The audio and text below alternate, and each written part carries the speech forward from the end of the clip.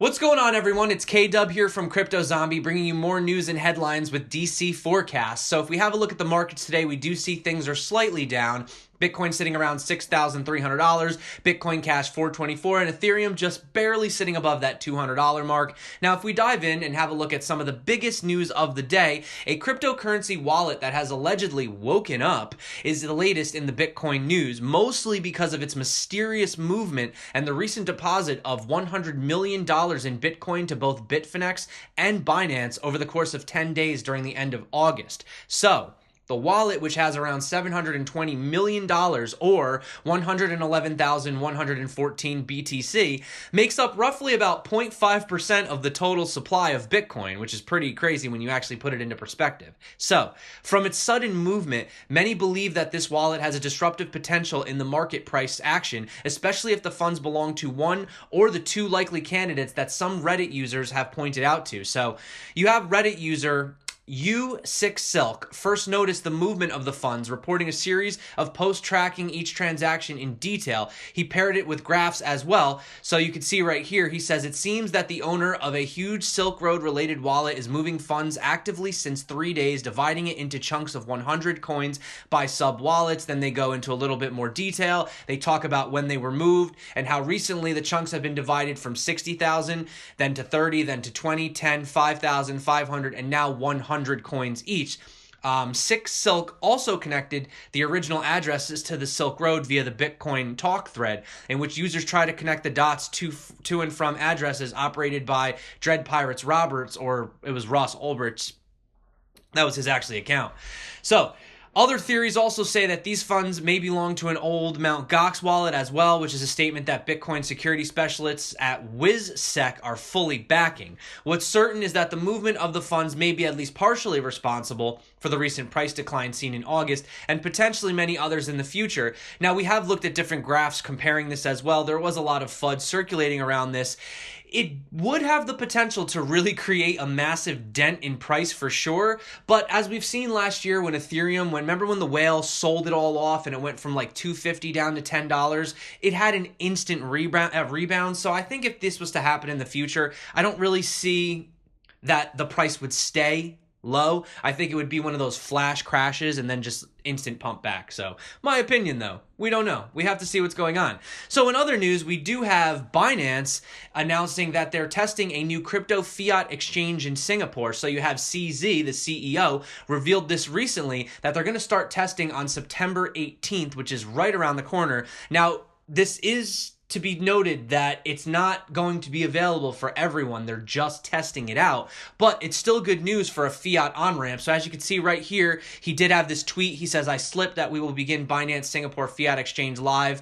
Money closed beta testing on September 18th. At the time, this was 3 days ago, or he said in 3 days. Invitation only first. Very, very exciting. So some news sources also say that prior to posting the news on Twitter, CZ first revealed the plans to launch the fiat exchange while speaking at a recent blockchain event led by a firm specializing in crypto assets named Cumberland. So the conference also featured someone else you might be familiar with, Tyler Winklevoss, who's also a founder and CEO of the Gemini Exchange and responsible for the new Gemini dollar, which, as we read about previously, is having some concerns due to the fact that they can basically have a backdoor entrance and freeze all the funds, but that's for another time.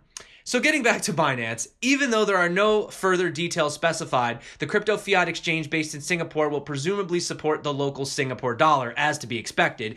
Also to note, though, Binance recently signed a MOU with the Malta Stock Exchange fintech and digital asset subsidiary, MSX PLC, to launch a new security token digital exchange in the near future.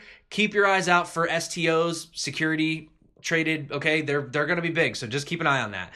Now, this is crazy. So it turns out that MyEtherWallet, if you're not familiar with that, it's the most popular Ethereum wallet.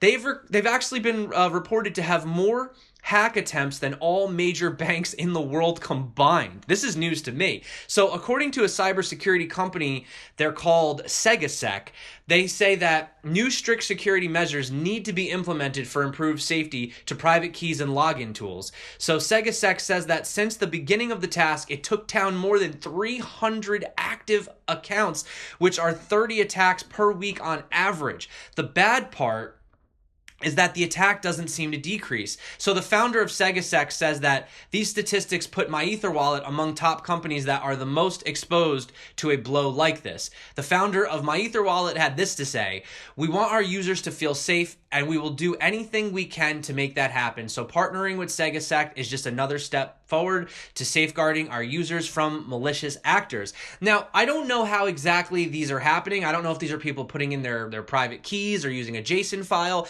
Obviously, as you guys know, I always recommend using a hardware wallet. Your private key never leaves.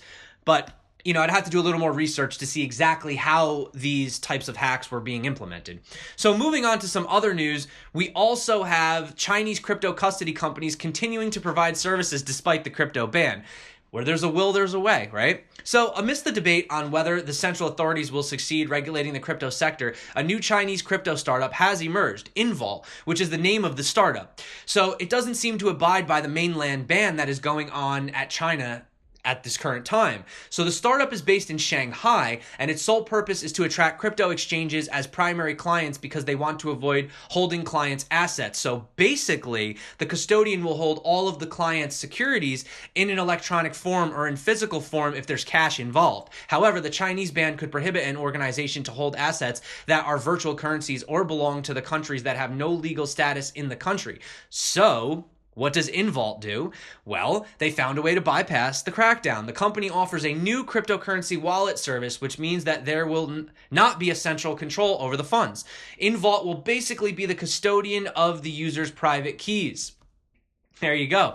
So there's always going to be a way. These guys are always going to find a way around it. I mean, you know, Binance, they had their issue. What'd they do? Well, they moved to Malta, right? So yeah, I mean, either these guys got to either get on the ship or get left behind is basically what the deal is with that.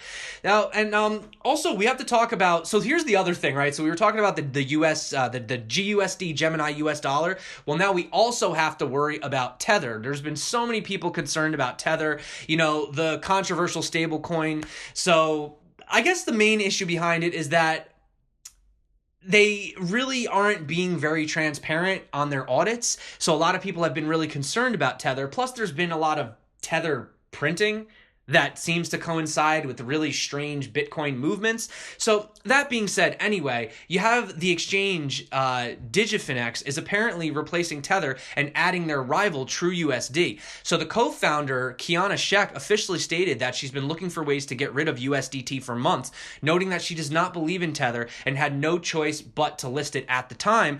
But now she says, through my research, due diligence, and my communications with the Trust Token team, I have come to appreciate their commitment to industry-leading best practices. So there you go. I wouldn't be surprised to see a lot of other exchanges possibly replacing Tether in the future as well. And in final news, I love to talk about adoption. You know, that's big, especially for just in general. You know, you got to get these people involved. So you have US-based blockchain startup receiving approval to offer cryptocurrency custody services. So this is BitGo, which they have received the approval. So this move now makes it the only regulated custody service available on the market, offered exclusively for digital asset storage. So Mike Belsch believes that the market reception for crypto custody offerings will make sacrifices that are worth it. So in a interview with CNBC, he said, "This is the missing piece for infrastructure. It's a treacherous environment today. Hedge funds need it. Family offices need it. They can't participate in digital currency until they have a place to store it and a place that's regulated. This is early stages in an industry that's volatile right now. We're in a down cycle in terms of where we're going, but the institutions they see this opportunity and it's going to quickly progress." And we've also seen Coinbase coming out saying the exact same thing, that they were surprised that even though the market was doing so bad, there was actually more interest in it now than there was previously. So those are really great things moving forward. So that being said, I want to say thank you so much for joining me on this quick news update. My name is K-Dub. This is DC Forecast. And until next time, stay crypto and peace out.